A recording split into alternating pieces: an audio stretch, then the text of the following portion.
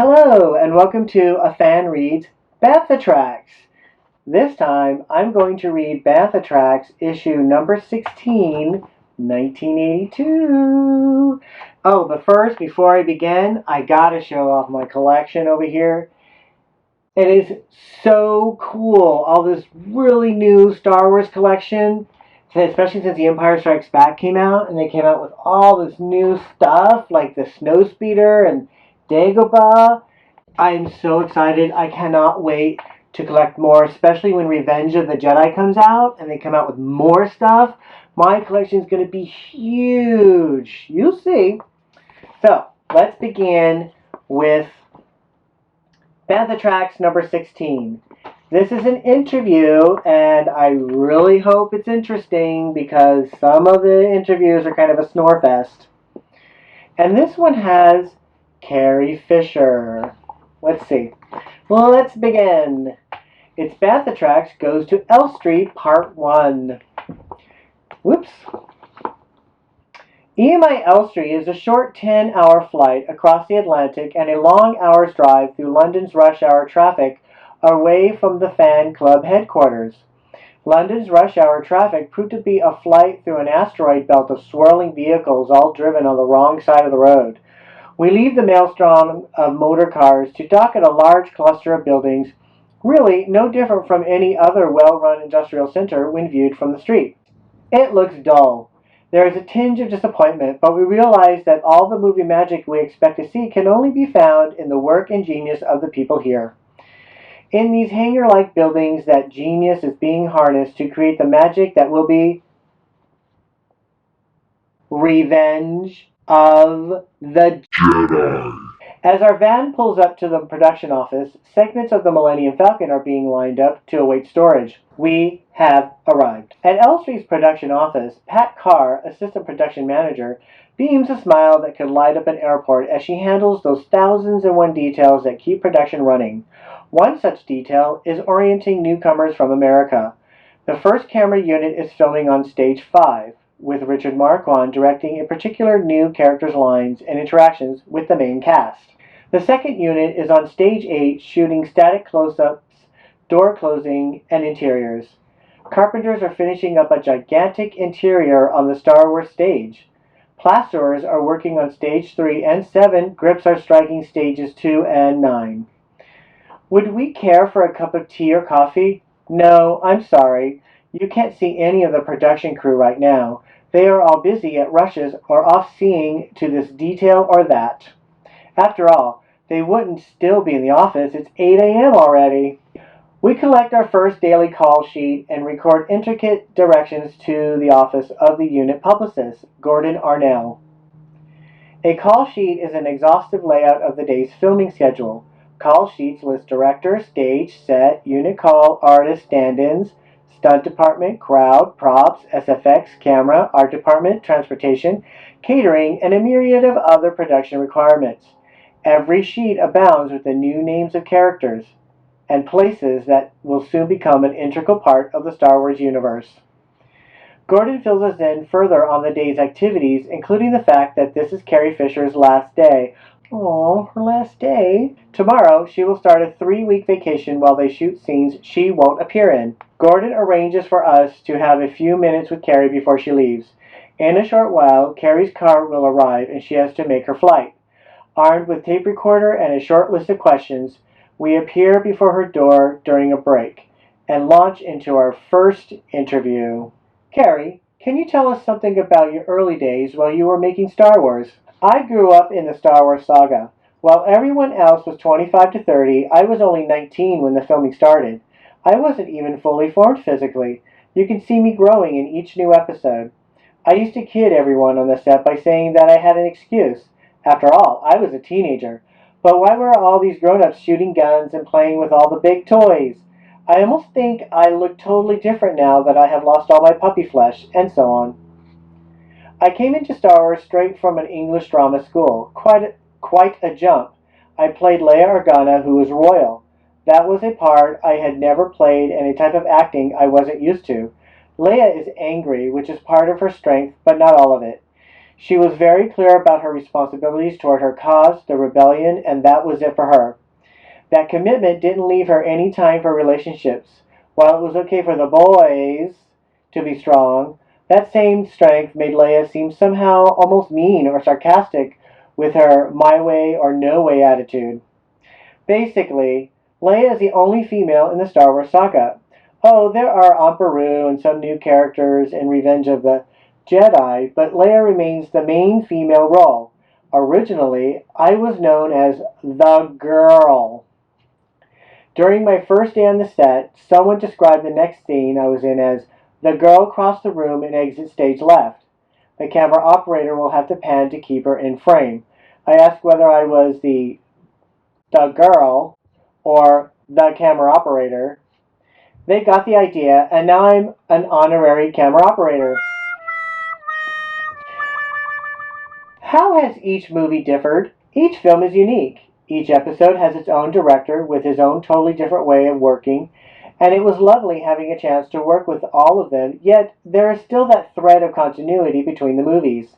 Star Wars was an introduction. More action than anything else. The characters were always reacting to something and swinging across chasms. The interrelationships between the main characters were being established and only started to be developed in Star Wars. It was made, I think, as a film to be cut. We would shoot a scene, see how it looked, then make any needed changes, rehearse those changes, and reshoot. The Empire Strikes Back was much more a film about people. It had more of an ambiance than Star Wars. Kirshner required that everything in a scene work beforehand, and our reshooting a particular scene wouldn't just be a matter of redoing the same scene faster. We rehearsed a lot more on Empire, but the rewriting and reshooting of scenes that just didn't seem to work did put us over schedule. Kirshner was always willing to talk over this or that little bit of scene to make it more comfortable for the actors. While Star Wars was an introduction, Empire really developed the relationships of the main character. You felt more, well, maybe you just got to know them a little better. Hopefully, you'll get to know them as well as you can in Revenge of the Jedi, because it is the end of the trilogy. I like the script for Jedi. It's going to be a spectacle. It will transport you. Leia's character undergoes quite a change in Jedi. They found a way for her to be very nice while remaining strong and committed. Leia is quite feminine. Her character is as clearly defined as the boys are, and she even dresses like a woman. No longer the warrior, at least I'm not always telling Harrison what to do. It's been nice having a chance to work on a character that develops throughout the movies. Jedi will be a very complex movie with a lot of scenes that must be done in front of a blue screen where the actors will have only Richard Marquand, our director's, verbal description to establish what is supposed to be going on. There are so many things to consider, and it takes a lot to get every detail right. You have to get the acting just right, the robots moving right, and the effects going right. You even have to take off the creature's head so the actors don't faint from the heat. When we first started shooting, we had a lot of trouble with the creatures fainting. I almost passed out myself. The work can be a bit trying, but it's a lot of fun to do. It's a great crew. We're a family. How is it playing love scenes with Harrison Ford? The most trouble we have is when the scene is written by, for instance, Harrison and the director, without my being there. In Empire, the scene where Harrison says, "I know," was rewritten between Harrison and Kirshner, and the rewrite was great, but I just felt I need to be present when a scene that concerns me is redone. I sort of felt like I was the girl again, just a she or her. We didn't have any trouble doing that scene because Harrison and I know each other so well. After all the publicity at tours and talking about ourselves and the movies endlessly, we have developed ways of getting through scenes like that. What do you think about all the fan mail you get? When it first started, I would get love letters from 9-year-old boys who would compare me to, well, not quite a summer's day. It was very sweet of them. They sent such lovely letters. Much of my mail was from children and some grown-ups who had seen the movie 50 times each. I like the fans. If any of them write me after they see Revenge of the Jedi and the changes in Leia's character, I hope they will still speak of that summer's day. I'll look forward to those letters. Well, that was the end of the interview. Lucasfilm update. Once again, the Force will be with audiences across the country this year with the re-release of both episodes of the Star Wars saga. Summer brings the return of Star Wars on August 13. Wow, I totally need to see that. Well, a Christmas engagement is planned for The Empire Strikes Back. Oh my god, I totally cannot wait. Also, for the first time beginning May 17th for a 3-month period, Star Wars will be available on video cassette. The 20th Century Fox video release will be available for rental only. Oh my god. I get to finally watch Star Wars over and over and over again. Star Wars, happy 5th birthday! Let's go back in time. Remember the premiere of Star Wars, May 25th, 1977, and the months that followed? Modern People, a Franklin Park Weekly said, 20th Century Fox Star Wars is such a colossal hit that it is even boosting the business of competing movies. Moviegoers who can't get in to see the film are going to their second and third choice movies instead, raising their box office sales. That's when you know a movie is a blockbuster. Edward Fennell, a staff reporter for the News and Courier of Charleston, South Carolina, metaphorically said, "The lines of people start at the theater entrance and wind through the shopping mall like the spiral arms of the galaxy." Another reporter added, "The ends of the lines seem to be light years away." This was an exaggeration. The lines were really no more than several blocks long. Do you remember what it was like standing in those long lines waiting for the movie to start? We remember being with friends, the festival atmosphere, the good conversations with total strangers, the aroma of the food stalls, the souvenirs, and the costumes. Some pass the time by playing radios, TVs, and board games. We remember the excitement, the thrill when the line finally started to move.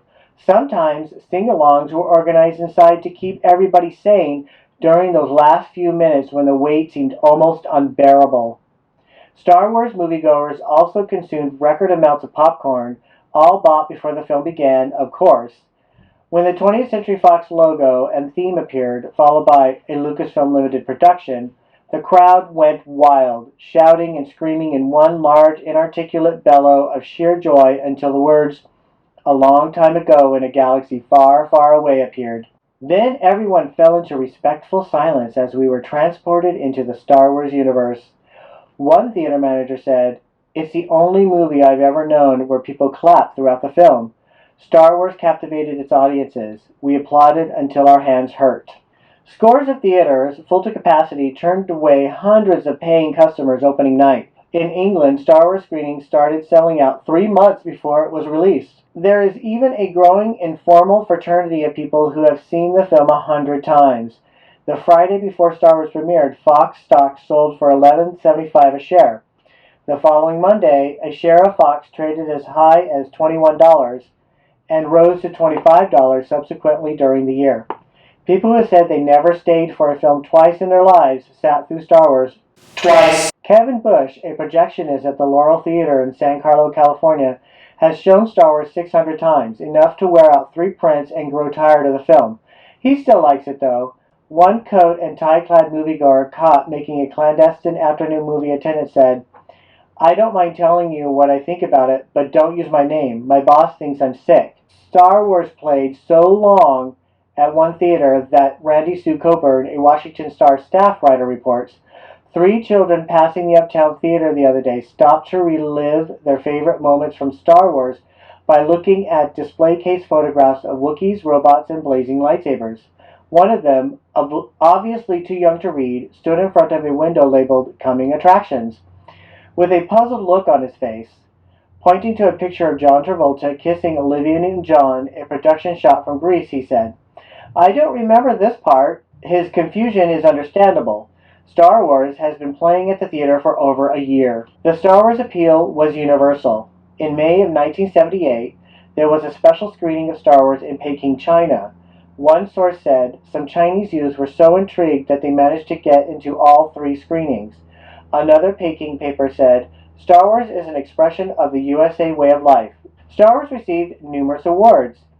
The film swept the 50th Annual Academy Awards by taking 7 Oscars. The Academy of Science Fiction, Horror, and Fantasy Films gave Star Wars 13 awards. The National Screen Council awarded the box office blue ribbon to Star Wars and 20th Century Fox. Star Wars was voted the Best Picture of the Year by the People's Choice Awards, and John Williams won a Grammy. Star Wars won a Hugo for Best Dramatic Presentation at the 37th World Science Fiction Convention in 1978. Star Wars was satirized in several comic strip dailies such as Barry's World, The Family Circle, Ziggy, Fenwick, and Croc. Star Wars cartoons appeared in many magazines. Star Wars made the cover of American Cinematographer, Science Fantasy Film Classics, American Film, People, and Starlog, among others. The most popular Star Wars film satire is called Hardware Wars. The May 1978 issue of Media Mix magazine described the character Fluke Starbucker teams up with Augie Bendoggy to rescue the lovely Princess Android from the clutches of the evil Darth Nader and his menacing steam troopers. Along for the ride are the Wookiee Monster and little Archie Deco, a vacuum cleaner, and 4Q2, who's really the Tin Man from Oz, temporarily trapped in a space warp. Hardware Wars is a parody of Star Wars that is both funny and an excellent study of satire, popular culture, and filmmaking. Star Wars made the cover of Mad magazine twice. The Force became a topic of conversation. Articles appeared comparing the Force to Einstein's unified field theory. Some speculated that the Force is the same oneness sought by Zen masters, or Qi, the inner strength sought by martial artists. Religions around the world have speculated on the meaning of the Force. The New Star of Shawnee, Oklahoma wrote, "The salutation spoken by Alec Guinness as Ben Obi-Wan Kenobi, may the Force be with you, proved a rallying cry for optimistic faith in the future and was promptly absorbed into the colloquialisms, not only of our language, but internationally, as Que la force soit avec toi, that's France, Que la force sea con te, Italy, Que la fuerza te accompagne, Spain and Latin America, Die Macht sei mit dir, Germany and Austria. I hope I'm getting these right. Mog de Kracht met Uzin, Holland, and Makraften Veier Meddig, Denmark." Star Wars became one of the most reviewed and talked about films ever made. Most opinions have been favorable, but even some of the critics who panned Star Wars found some element or scene in the film that they did like. One reviewer, who admits to detesting science fiction, loved the chess sequence. Another wrote an essay on the current political situation in the USA, the human condition, and stated that he really shouldn't review a science fiction film because he hated science and space. But he wrote, "Star Wars has disabused me of my long-standing prejudices. It is disarmingly merry, light years in advance of any English-language movie that has opened in Washington during my tenure as a movie rater. It arrived from nowhere, without warning, like a meteorite, and its sizzling impact filled theaters overnight. Star Wars was light years ahead, but it had the old bold ring of knights in armor," wrote the San Antonio Express-News. "About 2 hours of the best time you've had in the last 4 or 5 years," said the Chicago Sun-Times. Bob Baker of Sorrow Weekly News wrote, "Things were looking glum. There weren't any heroes anymore, even in Hollywood. And along came Star Wars." Denise Carringer of Des Moines Tribune simply said, "It's a work of art, and it's just fun." Film critic David Rosenbaum wrote, "Star Wars is everything I ever dreamed of as a boy, piloting my starship bed in my sleep. As in those dreams, galaxies stream by, and the universe teems with life. Robots that bleep and squawk, glibbering dwarves and glowing red eyes, munchkin commandos and monks' cowls, intergalactic bars full of space rogues, some insect-like, some defying description." Another wrote, "Star Wars transcends all genres, tastes, age barriers, tolerances, prejudices, and attention spans to present an alternative cinematic universe of uninterrupted imagination and delight." Yet another wrote, wow. "When someone wanted my reaction to Star Wars, George Lucas's monumental new science fiction film, That's all I could say. When the social history of 1977 is written, notice will have to be taken of a zinging piece of movie make-believe called Star Wars that took a firm hold on the imagination of the American people. Our imaginations went wild. There were Star Wars bar mitzvahs, Star Wars reading programs in libraries, Star Wars fan groups throughout the world performing in theater lines and entertaining at hospitals and charity functions. Star Wars characters appeared in parades. There were Star Wars fireworks displays and R2-D2 snowmen. People created their own Star Wars Christmas decorations. Countless children of all ages wanted to be Star Wars characters for Halloween. Newspapers said, around the world, C-3PO, R2-D2, Han Solo, and friends are becoming the major cultural heroes of the 70s. Darth Vader, R2-D2, C-3PO, and the cast of Star Wars were in demand for public appearances. R2-D2, C-3PO, and Darth Vader left their footprints in the sidewalk outside the Chinese Theater in Hollywood. Star Wars left its mark on schools across the country. In Coventry, Connecticut, art teacher Scott Rhodes and fourth grade teacher Mark Zenchoff built their version of the movie's famous robot, naming him Art 2 Me 2. Equipped with a tape recorder, the talking robot can be programmed to teach as well as entertain students. Other R2 units were constructed at high schools, and in one case, a unit was declared to be able to teach students about physics. High school, college, and professional football bands played Star Wars themes during halftime. And close this. Okay. Children asked to see Star Wars as a birthday present. Phil Mason, a Santa Barbara artist, was so inspired by Star Wars that he created a battle scene on the wall of Merrill's barber shop. People who never thought they could paint became inspired by Star Wars. Children's preoccupation with Star Wars was expressed in drawings and paintings of Star Wars characters, and spaceships which found their way into schoolwork throughout the world. Many children who began playing with Star Wars toys have become interested in NASA, aeronautical engineering, and science. One can see children reenacting Star Wars in the neighborhoods. Pre-Kenner and all the wonderful Star Wars toys kids used whatever was available as a substitute. At school, some children used to smuggle rulers outside and had playground lightsaber duels. Numerous attempts were made to explain the world of Star Wars. There were essays on Jawas, Wookiees, and Sand People, and analysis of the Star Wars alien languages. Fan fiction, which has a known history of over 50 years, was given a new topic. Today, there were hundreds of Star Wars fanzines. Other than stories, poetry, and art, the Star Wars fanzines contain countless explanations, debates, and written theories about the Star Wars universe. Star Wars helped revolutionize movie making. It convinced the film industry that special effects can be an important and profitable part of a major motion picture, and set the standards for quality in composite optical and photographic effects, all at a price the industry can afford. Larry Moffat of the New World staff wrote, "Imagine the possibility of harnessing modern film and computer technology to a point where a person could project his every phantasmagoric notion as a celluloid thought form." That's how writer-director George Lucas skillfully manifests his Flash Gordon comic book serial fantasies in his incredible new movie, which is bound to bring great pleasure to a lot of people. The days of rubber monsters with seams and zippers showing are gone. The Star Wars team of experts set new standards of perfection and extended the filmmakers' possibilities. Star Wars developed the Dykstraflex camera, named after its leading designer, John Dykstra. This single piece of equipment revolutionized special effects and paved the way for endless commercials and the more than 30 effects-oriented films soon to follow.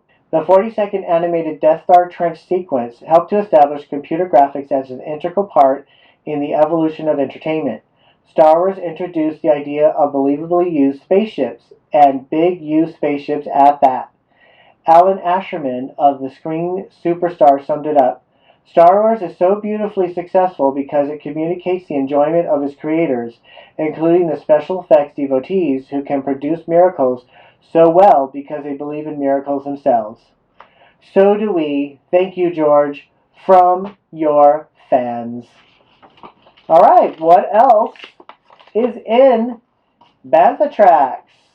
Well, there is the Bantha Tracks store, so you can get an official fan club t-shirt. You can get, there's the new Empire Strikes Back photo busta. It's produced on heavy paper for theater displays in 1980. Each color photo measures a full 12-inch by 17-inch. Now you can own this rare set of 6 color photos for only $10 post-paid. Limit 1 photo busta per order. And you get free decals. This is so cool. They're still selling the Empire Strikes Back poster album. And you get a free decal with it. That is so awesome. The Empire Strikes Back pencils, the Skywalker fatigue jacket, and there's the A New Hope embroidered patch. You can still get the newsletter back issues. That's so cool. And what's this? Star Wars exclusively on public radio, but this time it's the Empire Strikes Back. Washington, D.C., Tuesday, April 20, 1982. National Public Radio and Lucasfilm Limited today announced that they will again join forces to produce a radio drama series for the public radio system. The series, based on the acclaimed film The Empire Strikes Back, will be produced by NPR with the cooperation of Lucasfilm Limited under the supervision of Michael Levitt, Vice President Ancillary Activities. The National Public Radio adaptation, scheduled for early 1983, will feature Mark Hamill, Anthony Daniels, and Billy D. Williams, the stars of the original film cast, as well as noted actors Perry King and Brock Peters. Production of the series is scheduled to begin in the summer of 1982. Technical support facilities and additional cast will be announced. Very cool. I can't wait for that. That should be pretty exciting. Profile! Star Ward. Oh my! Who do we have here? A new friend? Thank you for dropping by to see me. My name is C-3PO. I am one of the happy residents of the Cardinal Glennon Hospital Star Ward. Here, all of the machines are friendly and help make the people like my new friend here feel much better. And now Luke Skywalker.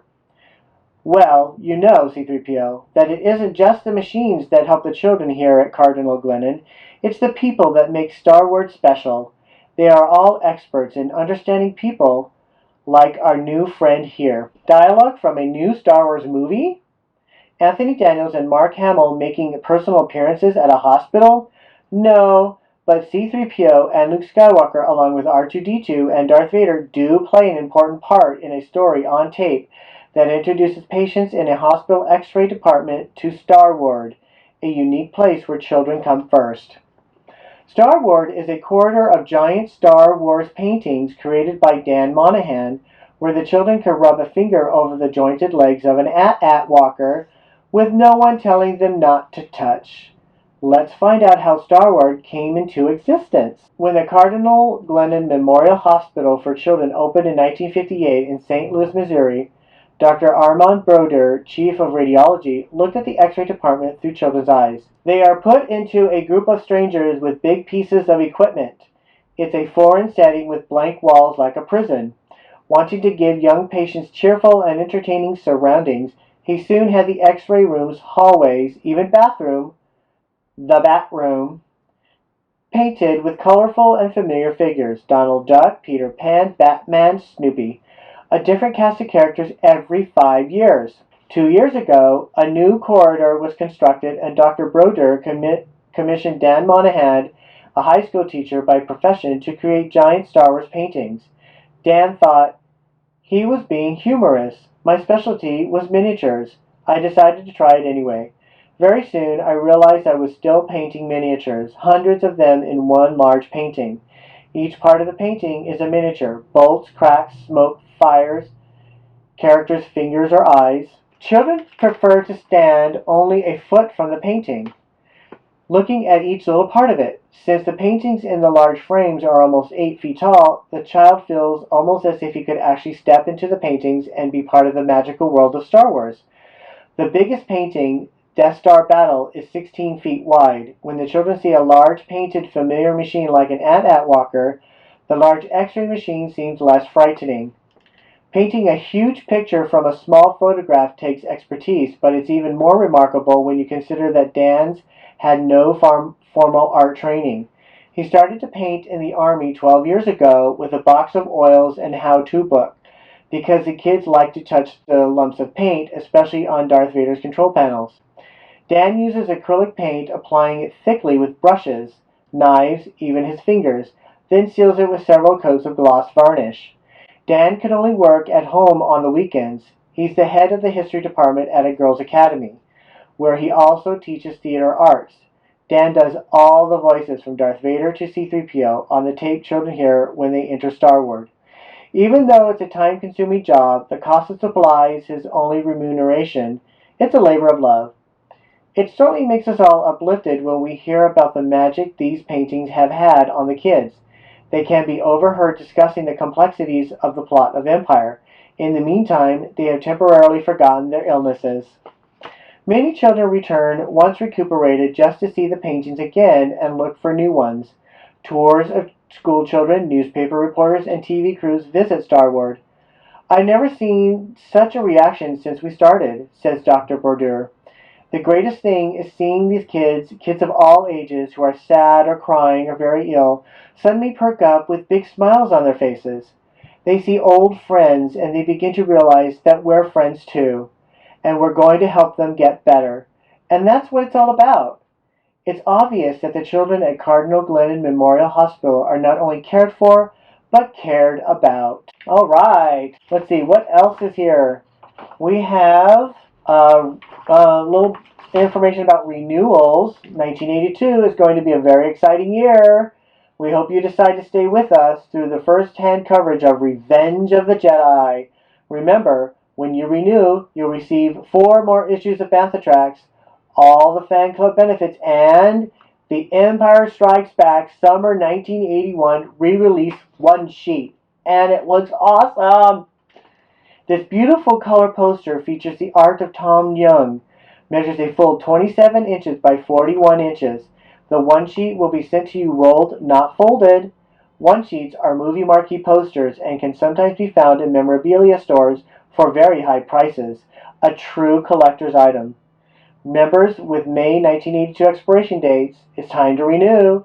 Your renewal forms have been mailed. Remember, the best is yet to come. Wow, I am totally going to stay a member of the Star Wars fan club. I got to keep up on all the news about Star Wars and Revenge of the Jedi, because how else would I get that information? This is the only way to get it. Oh, well, that was awesome. I think that is it. I think I've read all of Bantha Tracks. And, oh, I forgot this part. Jedi Production, Part 1. First glimpse of the Ralph McQuarrie original paintings for an all-action battle sequence in Revenge of the Jedi, the third in George Lucas's hugely successful Star Wars cycle. Luke Skywalker, Han Solo, Princess Leia, Lando Calrissian, and Chewbacca fight for their lives on the desert waste of Tatooine. The massive 80-foot-high, 212-foot-long sand vessel and its satellite skiffs were constructed in a remote desert location. A Lucasfilm production, Revenge of the Jedi is being produced by Howard Kazanjian, directed by Richard Marquand, from a screenplay by George Lucas and Lawrence Kasdan, and will be released in the U.S.